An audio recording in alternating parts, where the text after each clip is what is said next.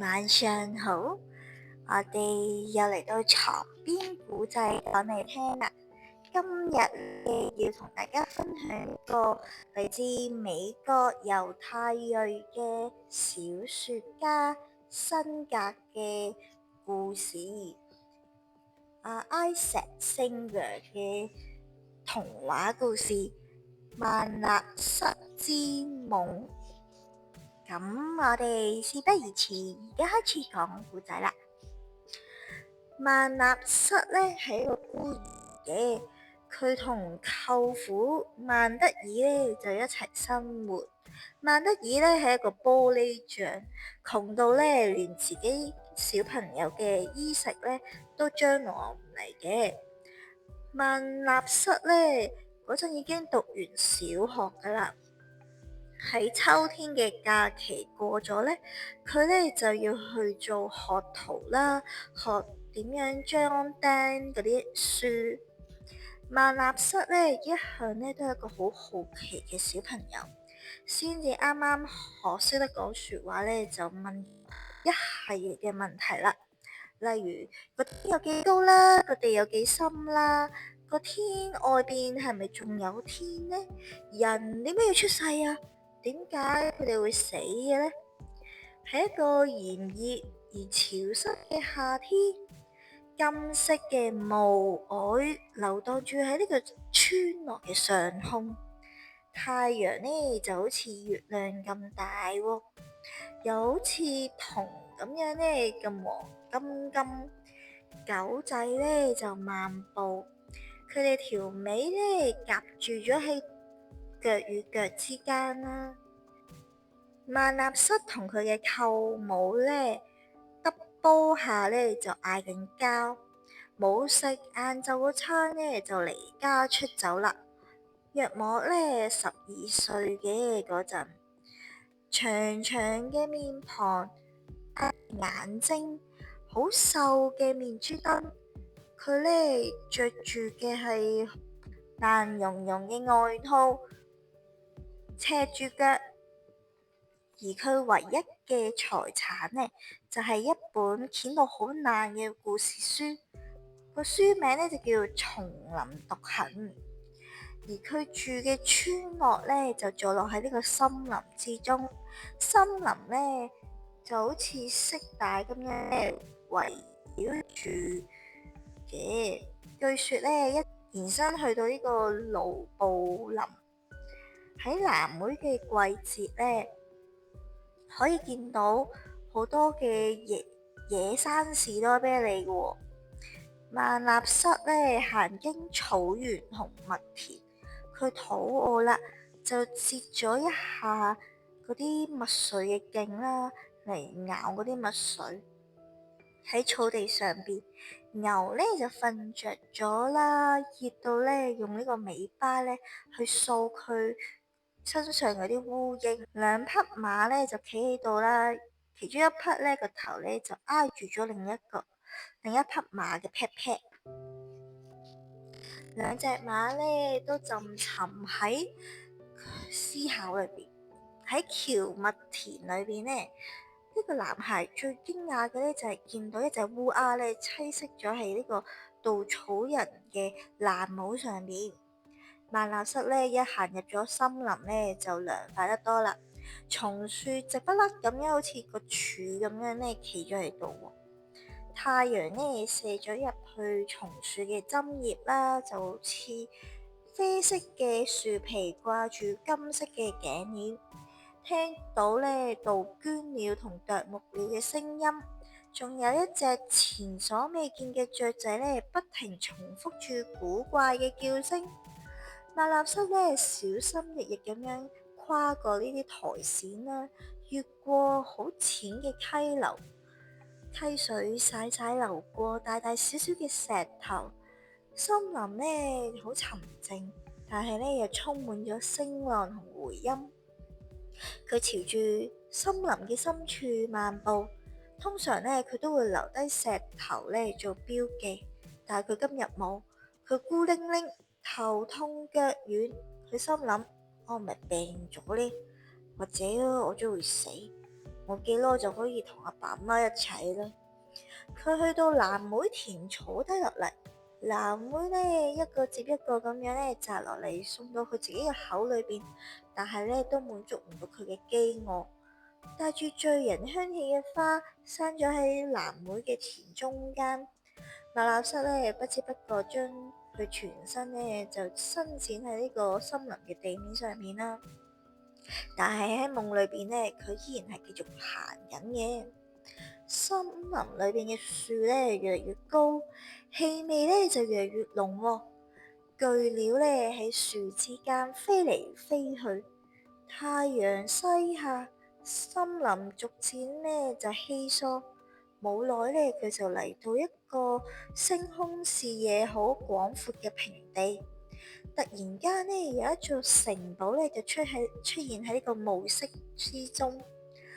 萬納室咧從來都未見過咁靚嘅建築㗎，銀色嘅屋頂上面呢係一個水晶塔，長長嘅窗戶同呢個建築物係一樣咁高嘅。萬納室就行上咗其中一個窗戶，就向裏邊睇下有啲咩啦。佢喺對面嘅牆壁見到自己嘅畫像呢，就掛咗喺嗰度。佢着住從來都未擁有過嘅華麗衣裳，大大嘅房間空一物，佢呢就有少少悶不樂咁啦。點解個城堡係空嘅呢？畫中嘅男仔呢，睇起嚟栩栩如生，唔耐煩咁樣呢，等待住某日呢個門就開咗啦。男男女女咁樣行入去原本空無一人嘅房間，佢哋呢着住白袍，女嘅呢戴住珠寶，拎住鍍金封面嘅假日禱告書。馬納室呢咁樣望住，佢認得出佢嘅阿爸啦，佢阿媽，佢阿爺啦，佢阿嫲啦，阿公啦，阿婆啦，仲有其他親戚。佢呢好想衝過去擁吻佢哋，但係呢就俾窗戶嘅玻璃呢擋住。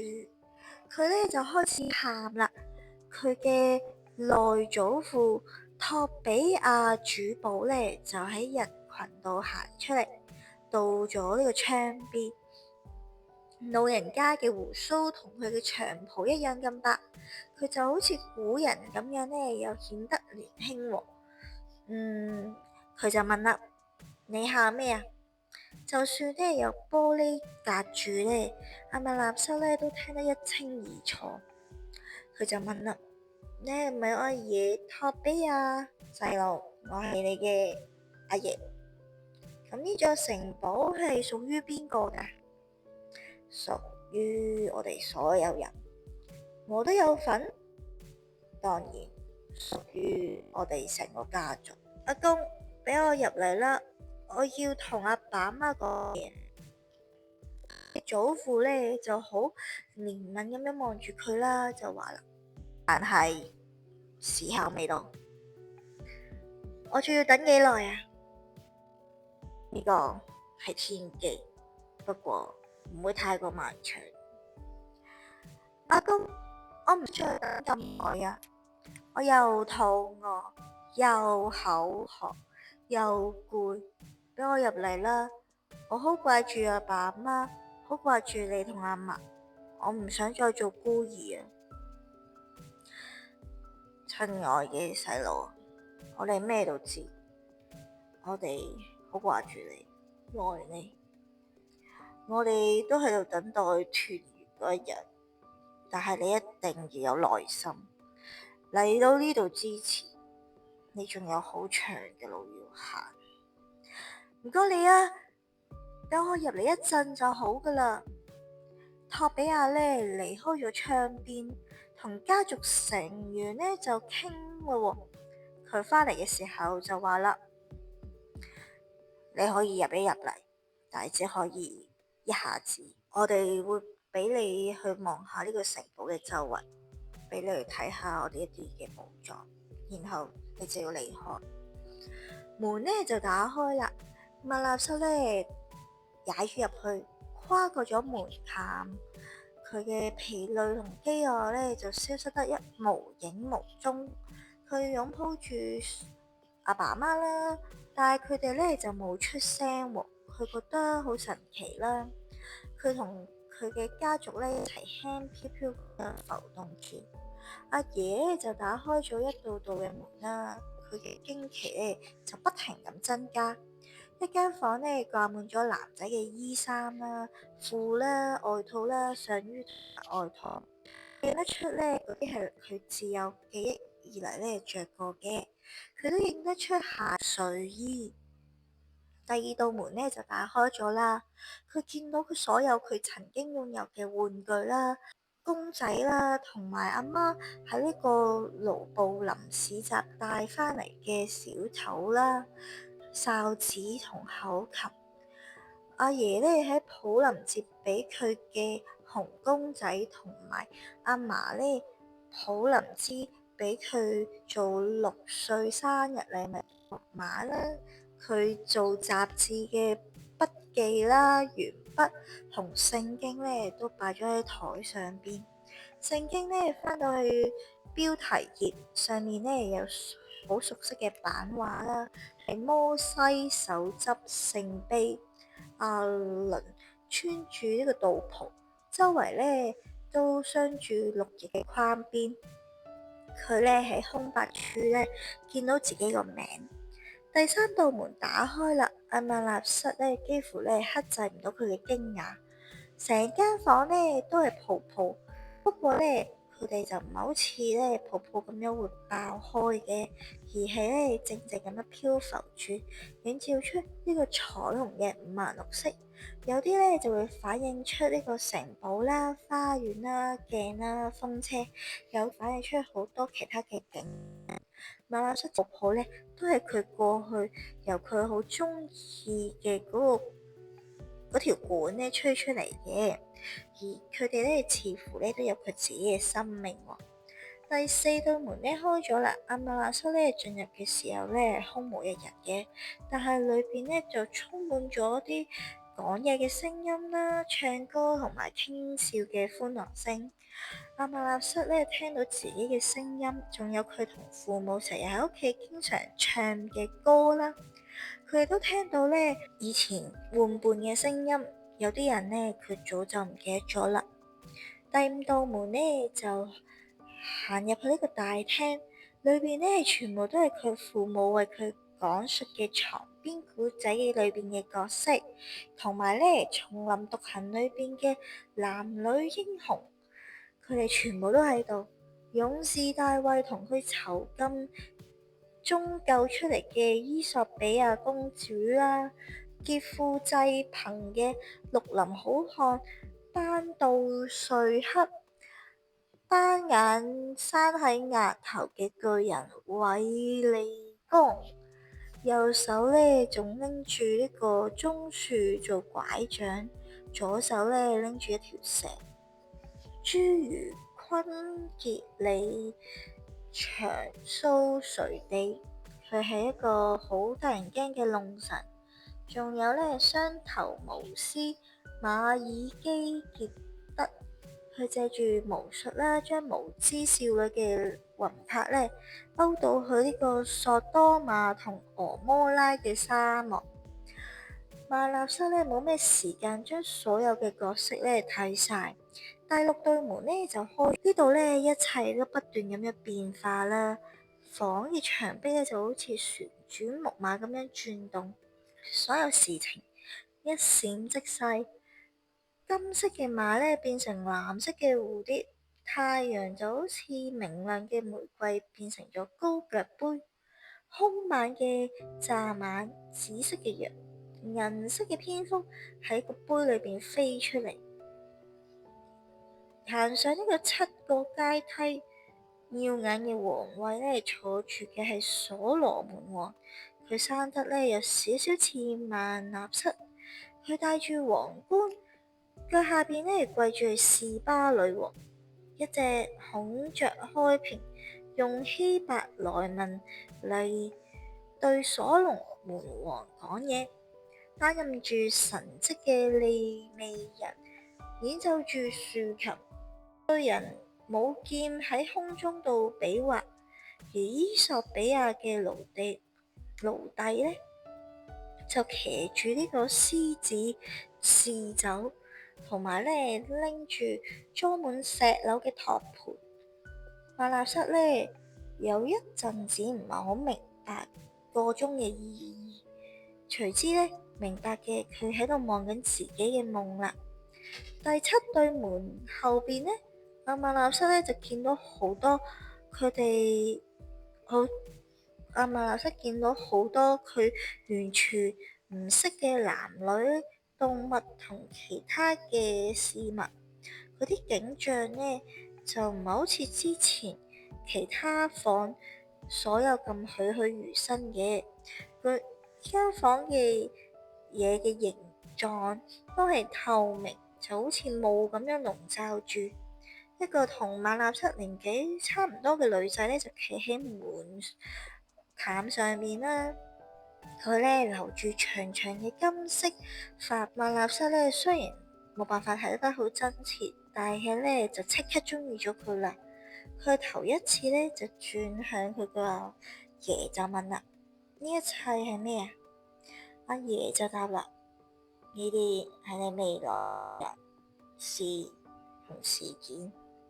阿馬納瑟就問啦：我喺邊啊？你置身係一座好多名嘅城堡，我哋中意叫佢做無圍宮，仲有好多驚奇嘅嘢。但係你應該要走啦。阿馬納瑟好想一直留喺呢個陌生嘅地方，同祖父母一齊。佢呢就問阿爺，阿爺呢就搖搖頭。馬納瑟嘅父母呢，睇嚟都好想佢留低，但係呢又好似想佢快啲走。佢哋呢粒聲都唔出，但係呢就對佢發出信號，明白呢自己呢身處喺險境，呢度呢一定係禁地嚟嘅。佢嘅父母呢默默同佢道別，佢嘅面珠燈呢就喺親吻之下呢濕濕燙燙咁嘅。呢個時候，所有嘢包括城堡、父母、祖父母同女仔，通通都消失啦。馬納瑟呢喺顫抖之中醒過來，森林呢已經係夜晚啦，露水滴落喺松樹頂端呢，滿月光照，星星閃爍。馬納瑟呢好仔細咁望住一塊女仔嘅臉龐，佢呢彎低身，斜住腳，着住拼布裙，紮住辮嘅頭髮呢喺月光之中蕩漾住金色嘅光澤。女孩呢喺度搖佢喎，一邊講：起身啊，起身啊，已經好夜噶啦，你唔可以喺森林裏邊過夜噶。馬納瑟呢坐起身：你係邊個？我喺度摘緊士多啤梨啊，見到你喺呢度，咪試下搖醒你咯。你叫咩名？韓乃利。我哋上星期呢搬入嚟呢條村噶。佢睇起嚟呢好熟悉，但係呢就記唔起喺邊度見過。佢呢就即刻就知道啦。呢個女仔就係佢喺醒嚟之前第7間房裏邊見到嘅嗰個女仔。你啊，瞓到好似死人咁，見到你嗰陣我都嚇咗一跳。你係咪喺度發緊夢啊？你臉色蒼白，嘴唇仲喺度喐緊啊。係啊，我發咗個夢，關於啲咩噶？一座城堡。邊一種城堡？馬納瑟呢冇回答，韓乃利呢亦都冇再問。佢呢向男孩伸長手，幫佢起身。佢哋一齊呢朝住屋企嘅方向行。月光呢係未曾試過咁光亮，星星呢亦都係未曾試過咁低垂嘅。影子緊緊咁跟隨佢哋嘅步伐。無數嘅蟋蟀吱吱叫，青蛙同人聲咕咕叫。馬納斯咧知道舅父會因為佢遲返屋企咧對佢發脾氣嘅，舅母咧都會因為佢冇食晏晝嗰餐就出門口而責備佢。但係咧，咁又有啲咩所謂咧？佢已經喺夢裏邊咧探訪個神奇世界，佢揾到一個朋友何乃利，同佢已經決定咗第二日咧去摘一個士多啤梨。喺呢個矮樹下，野菇之間，着住紅色衫、戴住金色帽、着住綠色靴嘅小矮人出現咗啦。佢哋圍住圈圈喺度跳舞，淨係只有相信萬物存活，唔會隨住時間而消逝嘅人，先可以聽到佢哋唱嘅嗰首歌。今日呢嘅床邊故仔就到嚟呢度啦。如果大家都中意呢個故仔嘅話呢，就記得喺下邊留言、按讚同埋分享出去啦。仲要記得訂閱我哋嘅頻道啦，咁就可以聽到更加多嘅床邊故仔啦。我哋下次再講故仔啦，拜拜。